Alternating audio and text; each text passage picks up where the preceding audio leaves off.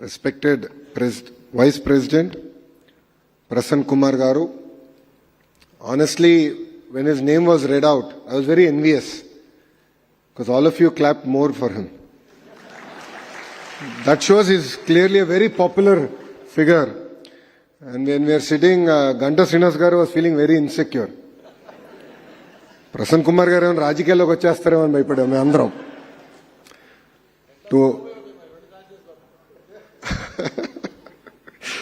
So to all the dignitaries on the dais, to fellow members of the Legislative Assembly, to the Honorable Minister, to all the professionals in front of me, a very warm welcome to Visakhapatnam. It gives me immense joy to join you here at the Ardha Samriddhi 2025. ICAI is not just about balance sheets. It's about building a balance of society. You are not only auditors of accounts, but you are auditors of accountability. You are not just record keepers of finance, but you are architects of nation building. Where there is trust in numbers, growth will happen in that nation. And that trust rests with all of you who are seated in front of me. You know, as HRD Minister, I'm really excited to be part of such wonderful conferences. You know, honestly, I'm envious because I really wish we had such conferences for members of legislative assemblies or even for ministers. Because one thing I believe that's constant in life is learning. If you look at all the great leaders in our country across sectors, one thing I've noticed that's common with them is their curiosity to always learn. You know, I had the great opportunity to meet the Honorable Prime Minister, sir, one-on-one. At the same time, I get to spend a lot of time with our Honorable Chief Minister. One thing I noticed common among them is their curiosity to always learn. They are willing to listen. And I believe that this conference will play a very, very important role in enriching you in that journey of learning. As Visakhapatnam, it is our jewel for Andhra Pradesh. It is the capital for IT, medical devices manufacturing, pharma, and even the deep water port ecosystem that we are building out here. Under the visionary leadership of our Honorable Chief Minister, Sri Nara Chandrababu Garu, if Vizag grows, only then will Andhra Pradesh grow. And we are committed to the growth of Visakhapatnam. You know, we are all very proud that Prasanna Kumar Garu hails from Visakhapatnam. It is very unfortunate that he is not visiting us a lot more. I'll request sir to spend a lot more time visiting us. Definitely I have a lot of asks from you. I'll come to it at the end of my speech. But it's really exciting to see a Telugu person lead the ecosystem going forward. And we look forward to your leadership and guidance here from the state of Andhra Pradesh.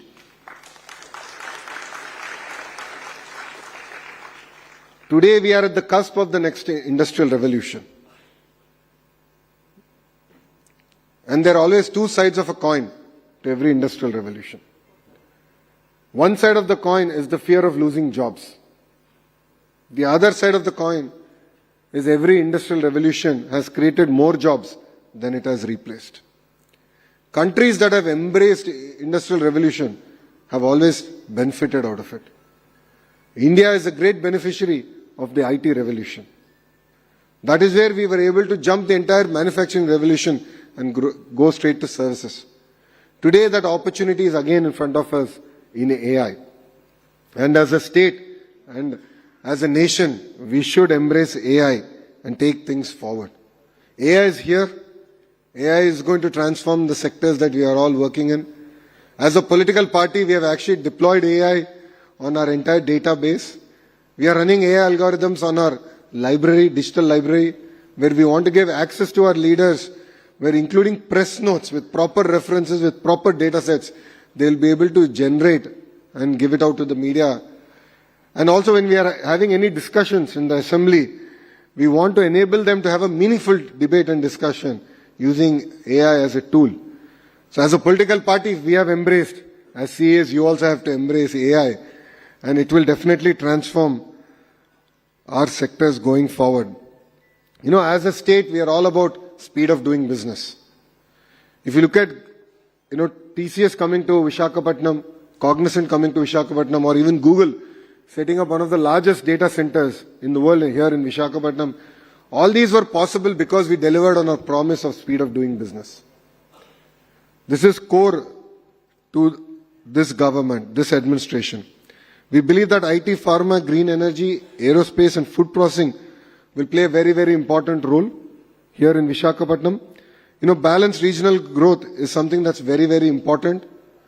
And as a state, we believe that there should be one capital, but development should definitely be decentralized. And policies are not just about a piece of paper, but I look forward to all the CAs enabling us to actually implement the policies, as the Honorable Vice Chairman Gar just said. It's very important that we actually implement it ethically and in the right spirit. So if there is someone who helps navigate all these policies, it is the CAs here. If there's someone who enables the entrepreneur to navigate all the regulations, it is the CAs here. And as the Honorable MSME Minister has just stated, you play a very important role in creating the ecosystem.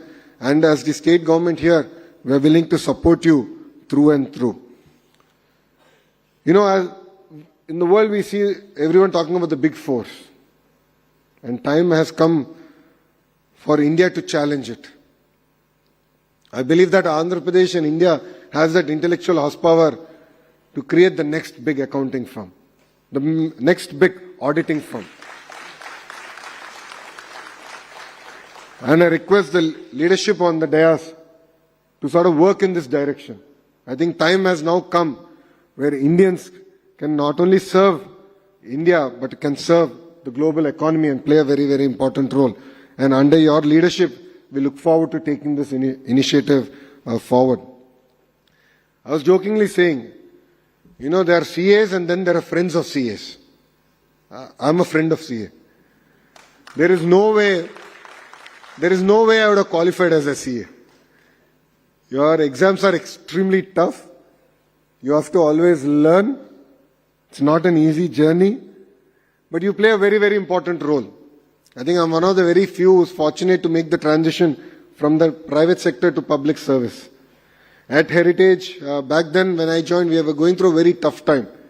We had retail, and of course we had the dairy business. And when we are finalizing the accounts, there's always going to be a tussle between management and the chartered accountants. It could be the internal auditors, it could be the statutory auditors. But in our company, it is always the internal auditors and statutory auditors who had the last say. Because the chairman of the board used to be D. Sitaramaya Garu. And Sitaramaya Garu is a well-renowned chartered accountant. And I have learnt a lot from Sitaramaya Garu. And today, if I can analyze balance sheets well, it is because of his guidance to me personally. Andhra Pradesh as a state is going to go through really exciting transformation. We aspire to be a $2.4 trillion economy by 2047. What we as a state want to achieve is decentralized development. If you look at Anantapur, we want it to be the automotive capital of India. North Anantapur and Kurnool will be the renewable energy capital for India. If you look at electronics manufacturing, we're bringing it to Kadapa and Chittoor district. Nellore already has a lot of diversified manufacturing, but all of you here will be surprised to know that currently 50% of the air conditioners manufactured in India comes out of Nellore district. LG, I laid foundation to the LG plant. Daikin is going to come. They're expanding their commercial facility. With these two, close to 70% of commercial and industrial air conditioning will actually be manufactured here in the state of Andhra Pradesh. Yesterday I was in Bombay and I got to meet the top 5 business houses. And we're working with Reliance closely to make Prakasam district the CBG, compressed biogas capital of India. So that project is also moving exceptionally fast. Krishna and Guntur is where the capital city Amravati is, and that is going to be the quantum valley for South Asia. East-West Godavari districts are well known for aqua. We're going to continue to support them. and not only just look at basic processing, but look at tertiary processing happening here in Andhra Pradesh and exporting finished products not only to US but different parts of the world. Of course, North Andhra is going to go through amazing transformation. I mean, with Bogapuro Airport going to start in the next 1 year, you will see amazing transformation happening here in Visakhapatnam, Vijayanagaram and Srikakulam districts. There are huge investments coming in the pharma sector, IT sector, medical devices, even in the ports. There are huge investments now coming about. So here I would request all the CAs to play a very important role in this transformative journey that Andhra Pradesh is going to take forward. And beyond the compliances, it's very important that ESG is here, and all of us have to play a very important role. And to all the CAs here, I'm sure our professions will take us to different parts of the country and different parts of the world. Please be brand ambassadors of Andhra Pradesh. We are here to support you, support the companies that you want to bring here to invest in Andhra Pradesh. And as you see the entire leadership here, we are young, we are hungry. If there's one thing that's another transformation that's happening, it's also in the politics of Andhra Pradesh.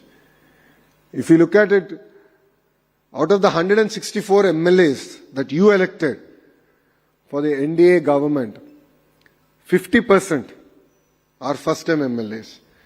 Out of the 25 ministers, including the Honorable Chief Minister, out of 25 ministers, 17 are first-time ministers.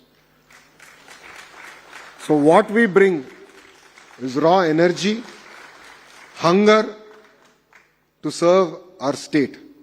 And we are here to do only one thing, make Andhra Pradesh number one across any sectors that we operate in. So to the Honorable Vice President of ICAI, Prasanna Kumar Garu, I have some specific requests, borderline demands, because మీరు తెలుగు వారు కనుక నేను demand చేయగలుగుతాను అనుకుంటున్నా. ప్రధానంగా we have to build a center of excellence where we can showcase the intersection of AI and accounting and audit. And I believe that that center of excellence should happen from the data city here in Visakhapatnam. So I look forward to working with you on that. The second specific ask I have is, all of you are aware that we are seeing a tariff war. And in this tariff war, there are sectors that are going to face a lot of headwind. And I believe every crisis is an opportunity. And this is something that our leader Chandrababu Naidu garu has taught us really hard. It could be Government of India, it could be Government of Andhra Pradesh. There, under the leadership of the Honorable Prime Minister, Shri Narendra Modi ji garu, and here under the leadership of the Honorable Chief Minister, Shri Nara Chandrababu Naidu garu, we want to work with all of you to look at our entire regulatory framework. What I would request, sir, is let's take a 100-day action plan. Let's look at every possible law, every regulatory framework that is here, and actually question it, challenge it. If you look at it, we are the first state that has brought in labor reforms. We have passed an ordinance. We are the first state to abolish Nala. First state in the country. We have done it. Ordinance has come out. So we are ready here. We are ready to transform ourselves. So let's look at if you can create a small working group. And Honorable Commerce Minister Piyush ji also requested this from us. So I need your support to sort of look at every law possible, and we will give you the required AI help. So I'm working with the Tony Blair Institute to find the foremost expert in AI governance, and who can enable us to sort of look at each and every law possible and see what are those redundant frameworks that are there that enable politicians and bureaucrats to harass entrepreneurs, and we have to put a full stop to it. So I need your support. I need your guidance to do it. So it's merely not about Andhra Pradesh. I believe that this is something that India truly needs and India deserves. This crisis will give us an opportunity to push these reforms, if I may. India has always brought in reforms when we are pushed to the wall. So the economic reforms that happened in the 90s came out of crisis. And I believe we are going through another set of crises and we can bring in strong reforms. If all of us have followed the Honorable Prime Minister's speech during Independence Day, he specifically spoke about a task force. And the task force has been already constituted under the Cabinet Secretary. And the Cabinet Secretary is leading initiative at the federal level, at the central government level. But Government of India has also realized that at the end of the day, reforms still have to be implemented at the state. There are numerous concurrent subjects. There are subjects that are more state-specific. So we look forward to working with you on transforming our entire regulatory framework. That is my second ask. And third ask is a word that we have coined, which is ease of living. So day-to-day interactions between government and the citizen should be seamless, friction-free. We are the first state that brought in 700 services on a single WhatsApp number, and we call it Manamitra. But I believe that's just the beginning. Since you interact with the entire ecosystem and you understand really where the pain points are with the state government, we would love you to constitute again a working group, if I may, and share with us saying, Lokesh, here are the 10 things, 20 things, 100 things that we need to change. And as real-time governance minister, I'm really excited to transform all that and truly deliver on the promise of ease of living. So under your leadership, I would request that all these three be delivered to the state of Andhra Pradesh. And definitely we are here to learn. We are here to learn from Punjab. We are here to learn from Gujarat. We are here to learn from even Bihar. There's nothing wrong. I have no qualms. I believe that every state has centers of excellence. Every state is trying to do something unique, something different. And I believe that we have to learn. And, in my openings remarks, I said, one thing that's constant in life is learning. So if there's something that you've seen that other states are doing well, and it's something that fits well for Andhra Pradesh, we are willing to learn, we are willing to implement it, and out of that implementation, of course, take the learnings to different parts of the country. So with this, I'd like to thank all of you for inviting me, having me here. It's really exciting to be part of this ecosystem. Just before I conclude, one thing I would request all of you here, I see a lot of youngsters here. If there's one thing that's missing these days is resilience. I'll again repeat, resilience. In our journey, in our life, we're going to have multiple turns. What's happening today is that majority of us are not having that kind of resilience. Small speed breaker, we're getting too worried. We're getting flustered. And some of them are even taking extreme steps. In the end of the day, I would request all the youngsters to have a clear goal set out in your life. Saying that, okay, 5 years from now, where do you see yourself? 10 years from now, where do you see yourself? I say this because I went through this journey. In 2019, I contested from a seat called Mangalgiri that Telugu Desam party hasn't won for almost 40 years. I think last time we won it was in 1985. So I had the audacity to think that 21 days before election, if I go there, I'll win the seat. I lost. I lost it with 5,300 votes. A lot of people made fun of me. A lot of people said, he can't even win one election, so what's going to happen? I never bothered about it. I said, I have a goal. My goal is very clear.